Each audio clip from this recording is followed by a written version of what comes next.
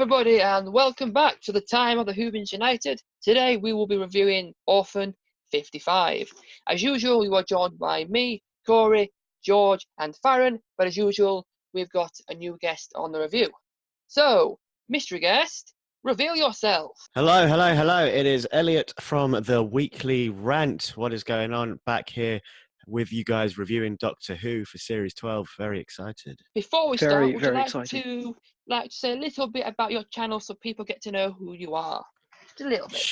Sure. So my channel, well, it's currently in the middle of a little transformation, as you guys know. But I have a YouTube channel in which I rant, review, theorize about film and TV, as well as stream video games as well. The channel's going through a bit of a channel name, so the Weekly Rant will be dying out soon. So I've kept it for now because it'll be easier for you to find me if you want to come check my stuff out, which I heavily recommend you do. Yeah, man. I've got one question for you, Elliot. Very nice. Will there be a weekly rant for this review? There won't be any current videos coming out under I meant in this review. He means in this review. Oh, in this will review. You be ranting within this review? Right. He didn't make himself clear, damn it. No. Oh, God. Honestly, sir. Oh, We'll dear. see. We'll see where we go. see. We'll see where we go. We'll see where we go. Right, well, I think it's about time we get started. I've got that feeling that today is going to be very interesting. I'm so excited to be part of this review. So, initial thoughts. Guess you can go first. Weekly rant. Thank you. Initial thought, I put it to I kind of phased out halfway through the episode and I kind of busied myself with other stuff.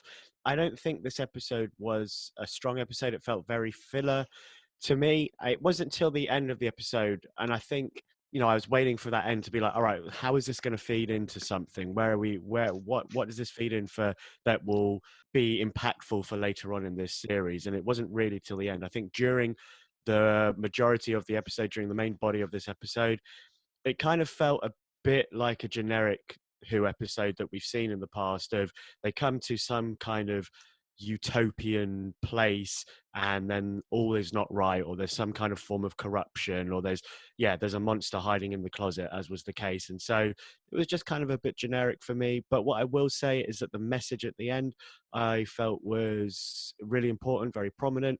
My only worry about it is that it's just going to get a bit lost in what was an under par episode. All right, very, very well put. So, George, what did you think? The only thing I want to know is Benny okay? Like, dude, I want Benny to be good. These He are is the my real boy. questions. Benny! Getting straight to the hard Benny! facts. Forget about Benny. Gallifrey. Is Benny okay? Oh, no, Is she Benny shot him, okay? didn't she? That's probably why the Master destroyed Gallifrey. No, didn't the woman say that Oh. she shot him? So I mean, I kind of zoned out halfway through this episode. Yeah, but didn't she she say did. that she shot? Yeah, she shot him. She was yeah. like, yeah, I shot him. Yeah, he asked me to. everyone was okay. So my initial thoughts is that what on earth did I watch? So I want to first off say Couldn't have put it better myself. the guy who played Jay from The Inbetweeners, like you could get any actor to play him because he was completely wasted. He was in loads of scenes. He was just walking about and he hardly said any dialogue. The boy from Dark Materials, there's one scene where Jay, I'm just going to call him Jay, said, "Oh, I need my boy," and then boom, like 1 second later, he's there. Like, okay, cool. And I feel like the boy just only ran out, so the plot says, okay, we need a reason to get out and save this boy. Okay, came out of nowhere. And I feel like we didn't get much personality with those two characters. I know Corey likes him, but Corey will have to wait. Yaz did hardly anything. Again, I forgot she was in the episode. I was like, That's her character. You should know this. oh, by sorry, now. guys. That's her. That's just her I'm wrong. character. Okay, I'm ending the review now. Sorry. Yeah. Okay. Graham. All complaints are invalid. Graham is actually no. I'm talking about characters. Oh crap. Come on, You're a get- bit too let's early. do it. Wrap Okay. it up, Wrap it up, George. Wrap it up. The Come episode on, wrap it together, up. it feels there is a bit of a scene where obviously me and Farren, especially I know Farren's going to talk about this in more detail, so I won't say. But I didn't mind the Doctor talking about global war and all that, but Bennett, she kept doing it and it was on the nose. And then like a weird cut, and she says, "Oh, and it cuts to a shot of the monster and it ends like, what? Is that how you end it? It felt a bit weird in editing. It was quite fast paced. Like you get straight into the episode, and that's good. But then Like as soon as you get there, you don't explore it, and then it's just like, okay, something's wrong with Brian. Then, yeah, and it's just the Doctor being the Doctor sometimes. Like, shit, you get out of my way. And also, it's like Cats in this movie. Cats, like that crap movie. Like it's Cats in the movie. That's what I said. As soon as the woman came on and she was like, I'm Python with a 3, I was like, holy crap, it's one of the characters from Cats. Okay, that's just my initial thoughts because I want to talk So about yeah, Cats. Farren, are you indifferent? Do you agree with George? Because I feel you do. I completely agree with George. I think this episode was utter crap. I really thought that Series 12 and Chibnall and everything, this whole era had redeemed itself with last week's episode. I was like, okay, bit of a slow start. First episode was a bit underwhelming, to put it lightly. But I thought the second episode was really good. So I was like, yeah, hopefully this is good. I did feel like it was just going to be Kablam, but with a spa, which it did end up being quite different from Kablam. But obviously it's the same writer, so I had my concerns. But the thing is, like, my main problem with this story lies in like the narrative structure. Literally, like first 5 minutes, they're like, "Oh, it's a spa," and then it's like, "Holy crap, there's a monster!" And I was like, "Whoa, ease us into the story." But no, they just got straight into the action, which some people might consider to be a good thing, but it just felt a bit sudden. Like the threat started, and I was like, Has it started already? And I was a bit confused, really. I was a bit shell-shocked. I couldn't really follow what was happening. All of a sudden, my brain, the writers were like, switch your brains on now. And I was like, oh, God, okay, so this. But, like, and also, the message about global warming, I just, why? I know Doctor Who is no stranger to political messages and themes and whatnot, but the thing is, they do it in a subtle way, where they touch on it lightly, and then it leaves the audience with a question, and it leaves them thinking about it. But the thing is, Doctor Who to me has always been sort of an escapist thing, kind of like what Star Wars is to many people. It's always been sort of like, just sort of like forget about the rest of the world and enjoy watching this time traveler roam about space and time, fixing problems and saving people for an hour, and it's great. But the thing is, like right at the end of the episode, Jodie may as well have just turned to the camera and gone, "Hey, global warming, isn't it bad, guys?" Which, you know, your political messages can't just be shoved in at the end of the episode. I feel like he had an episode, he had an ending in mind, and then the BBC were like, no, make it about global warming, and he was like, okay. And so he just wrote that bit at the end, and it just felt so clunky. But I do like, however, that this episode sort of ended on like a morbid note. That's not really something that I see often in Doctor Who, and I did quite like it. So, you know, that was a good thing. But overall, episode was just awful. God. Fair enough. You know, some very good, strong points there. To wrap it up, I think my thought and feeling is probably best summarised by the thinking emoji. I don't hate it. I don't love it. I'm in the middle. I just can't decide where I am. I thought that the premise was really good, but the whole subplot with the mum and the daughter thrown in the middle was a bit like, why are we doing this? Why is it here? It's just been thrown in. I do agree. I think the beginning was quite fast paced. It was literally turned up, danger, off we go. It kind of felt like being thrown into the time vortex. Like literally, what is going off? It's going really, really quickly. Where are we? But I just don't know where to put myself. I don't hate it. I don't love it. I'm in the middle. I just don't know where to think at the moment. But yeah, so we'll move on to the characters and villains. So weekly rant, main thoughts and characters and villains. Yeah, so this episode had the same problem for me that a lot of Series 11 had, and that is putting too much stock into supporting characters when we have a main cast of 4 people. For me, the strongest episodes of last season were probably the opening episode, definitely Rosa, and I really enjoyed Demons of the Punjab as well, because these episodes, less so with Rosa, but these episodes centered around our central characters and their family and who it is to be them. And that's where it's more interesting, especially when you have brought in these 3 actors to play them, 4 actors if you count the Doctor as well, because they're all great actors and they're all doing a decent job, but they're just not being given anything to do. And it's really, as an actor myself, it's really annoying, because I'm like, you're in such a great opportunity, but I just don't feel you're given enough to really play with. In this episode, out of our four mains, I again think Ryan really was probably the heart of the show. And it's interesting because it always appears that he's going to be the comedy relief, and that's how it started at the beginning with the Hopper disease.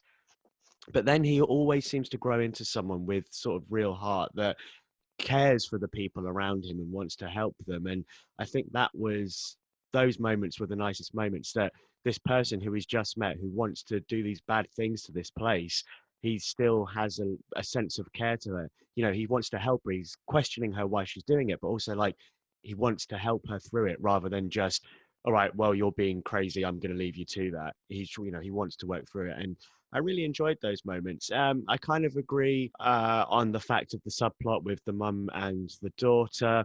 When it was revealed that she was her mum, it was just kind of a bit, okay, that's happening now as well, I guess. Cool. But then it just kind of didn't really develop past that until the end, when it was Deus Ex Machina, we're going to die together. So yeah, it was kind of a shame, really, because again, if you kind of, I guess because we dove straight into the action at the beginning rather than feeding the characters, we were here for action rather than actually feeding the characters in this episode. That, yeah, it was a bit of a shame. All right, very nice. So, George, anything else to add? Anything different? I completely agree with Ryan, and he's actually, I think from Resolution, he's actually been growing on me. Yaz, not going to mention. Graham. Because just like the characters did. Graham, I agree with what Farren actually said last week, that he's more like from series 11, he was this serious grief, like you can relate to him. In this series, he's kind of this comedic character, and I do like his jokes, like my dad jokes, laugh, and I do chuckles, nice. But I feel like he's, different from last series. The Doctor, I'm not going to mention, she's a bit the same. I feel like all the main characters are sort of the same. I think like Ryan's the best, so I'm going to talk about. I mean, the old woman. I mean, she did get on my nerves. Like every time she was screaming, Benny. I really want to make an edit of how many times she said Benny. It's funny. I need to do like an edit of that, her like singing Benny and the Jets. The monster looks like if anyone's seen Primeval, they look like the future Predators. They did look creepy from the Never seen Prime. Then you see there's a shot of them when they're outside in the car area. They just look like PlayStation 2 animation. It looks so Yes, the CGI in some of those shots outside was very good. Looked a bit like stop motion. Mm-hmm. Yeah. Farren? It is. Anything different, Farren? Anything different? Okay, I was just thinking about this now. Jodie's Doctor has nothing to make her distinctive. And I don't know if people will agree with me there, but in my opinion, she's not a very distinctive Doctor. She's a bit bland, if you ask me. And I think that is one of the reasons why Jodie, at the moment anyways, is my least favourite Doctor. There is nothing distinctive about her. And it's just a bit she's just a bit boring to watch at times, and I think she relies on like being like other Doctors, being like David Tennant, being like Matt Smith, and it just gets to a point where it's like you're not either of those people. Be your own thing. But the writers like clearly don't know what the hell to do with her, and I think that was the impression I got from every single character in this story. There were so many characters, you didn't need them. Like that woman, Benny, she added nothing to the story. That couple, that subplot, oh, will you marry me? That added nothing to the story, added nothing to the plot. Same with the woman and her mother showing up. And like, bloody Jay from The Inbetweeners, him and his kid, they added nothing to the plot. And I think some of the characters were just there to get killed off, which, is fine. Doctor Who is no stranger to that. But sometimes it's like, if you're going to put characters in a story, have them be relevant at least. Have them like serve the plot in some way. And I do agree with what you said earlier, because about how they need to put more focus on the main trio and the Doctor, because that's what this whole show revolves around. And I think everybody in this episode just seemed like a cardboard cutout. And it's just a bit like weird, really. Like, I couldn't connect to this episode because I couldn't connect to the characters. So, yeah, that's just my thoughts on it anyway. Yeah, I think I agree on most of the points, really. I think my biggest one is Ryan. The development. Ryan is he's like one of the, he's one of the better parts. responsibility. yeah. He's actually taking responsibility and going, I care about this. I want to do something. I'm going to do it.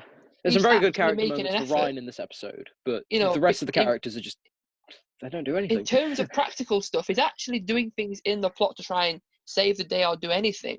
As you said, the side characters don't really care, apart from Jay's son, because it's Roger from His Dark Materials. Cool kid. He actually showed his dad he can do stuff. I enjoyed that bit. Doctor, that's probably the longest she's been able to be serious for, but without being cringy. She was proper. I think she was proper Agreed. serious from the start, almost from the danger to the end, proper serious all the way through. Yeah, side characters. The main thing is the difference of, say, for example, hashtag Sharanga conundrum. At least the side characters did get killed off one by one. At least, even though they weren't that enjoyable, at least they got killed off to add a bit of tension, a bit of scariness to the episode. I think the Dreg design was cool. The CGI at time was a bit questionable, but they were slow. Yes, they picked off people when people was right in front of them, but had they been actual fast, creatures that could kill you in a second, the danger would have been a lot more scary, because they got to try and evade these guys where they know that they're quite slow and they're sort of behind. Well, they seem slow. They did say something about them being quick, but they seem to be slow.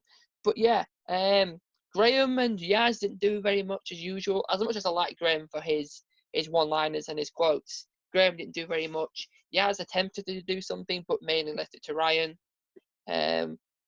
So yeah, Ryan's a highlight. He's getting a bit more of a focus and he's stepping up pretty well. Doctor did her job, managed to keep them safe and save them from dying, I suppose. Managed to stay serious for the longest period so far. We'll move on to the random section. So yeah, section where you get to make a point about anything else you've not mentioned so far: cinematography, music, particular scenes, anything. So weekly rant. Start off with anything else you'd like to mention that you've not done so far. I'm not sure that there is anything of extra I want to talk about. I think I more want to expand on what I already have, if that's okay. Go for it. Yeah, if you want to do that. Go for nice it. and quickly. Go for it. Yeah, go for it. Cool. I think I kind of, in just listening to what you guys are saying, it's quite interesting, really, and how we kind of feel that the message at the end from the Doctor was a bit on the nose, and I don't agree with you there. And this is why this episode kind of is a under par for me, is that with such an important message in this episode, it will get lost because it wasn't woven into the plot line of the episode from start to finish, and it was just kind of tacked on at the end. Yeah, it does feel that, how does such a message like that only get tacked on at the end? And the story that I think was more interesting at the end of the episode were the companions' reactions to the Doctor not fully at first being honest with them about what has happened to Earth. And so I think that's kind of where she then has to take that stance of saying, look, stuff happens. Sometimes it's from outside, but sometimes it's from within. And so I think, yes, it's tacked on, and yes, it should be woven into the episode. But if we look as to where it comes from, I feel at least that the Doctor was forced to have to say that to absolve herself of any blame in the eyes of her friends, and I think this is where this series might open up as we get into it. And it was already sort of hinted at in Spyfall, with the companions being like, we know absolutely nothing about her, really. We've been traveling with her for this long. So hopefully that is what's expanded on, and hopefully going forward from here, these crucial points, because I don't think that Doctor Who has ever shied away from real world politics. I think it's very much, at least my viewing of it, it's very much been woven in. It's just been less tacked on at the end. It's kind of, you know, the Doctor's always wanted to help people and has always, you know, aims to choose love over war and hate, and always, you know, has the morals of, oh, I don't use guns and I don't kill. And okay, look, so the Doctor has killed and whatnot, but Attack of the Cybermen. Yeah, you know, well, look, you know, everyone can have a moral compass, but you will in a show like this, in a drama, in a sci-fi, that morality's got to be pushed. So otherwise, what are we watching for if there's no tension like that? So hopefully, going forward now, these messages that are important and they help, you know, through film and TV and theatre and all kinds of art. Political messages have always been there, and they need to be there because it's a way of teaching people. So hopefully it will be less tacked on. Hopefully it will be more ingrained within the episodes going forward, and hopefully the companions will begin to lose their trust in the Doctor, because that will give all 4 of them something to do. Yeah, no, that's a very fair point. You know what? I agree with that. I'm just going to. I agree as well. Yeah, I never really thought about that like that. I want to throw in my random bit now because there's not much else I can say really. That I agree. The issue they're trying to arise is very important because we know the things that are happening around us right now, they're real. They are happening, and what it's. I don't think it's just about what is happening. It's what's important. It's about who as well. It's saying you're responsible. You have a chance to say it, because there are people out there who's going, who would say, "What looking at me for? What can I do? I can't do anything. It's not my fault." No, exactly that, right? It's their fault. So it's important issues that some people just go, "It's not my fault. I can't do anything." So she's just going, "You there have got a chance. Do something about it, because you can do that." And you know, I thought it was a good message to have. It just felt very, very obvious. Like, yes, it felt she's talking to me, because that's what she wants. Exactly. Which is the point. Precisely. Which is the point of that. And I have no issue with that. I was like, I feel that. I can feel you talking to me, and I'm like, you talking to me? All right, I get that. Yeah. Exactly. I get that. And So, and that's what film and TV should be doing. That's why we watch it. It's for human experience. So that's basically what I wanted to say. So I know you two, George and Farren, said you'd agree. Anything else you'd want to add to your random section? One is that watching this, I can already feel like this episode is going to be dated in a few years. Like when you can watch, like, definitely, like Planet of the Ood. Like maybe the quality is like, but I still feel like it's still good. But like this episode, I feel like in 2030. 10 years time, obviously, this episode it's just going to look so dated. Ugh, unless, of course, we're all mutating into dregs by then, which is a high possibility. Wow. High possibility. Although possible. it is a possible future, but whatever. I don't know. I think, exactly. It's Doctor Strange is one of his 14 million. How many do we win? 1. Okay. How many do we turn into drags? Oh, all of them.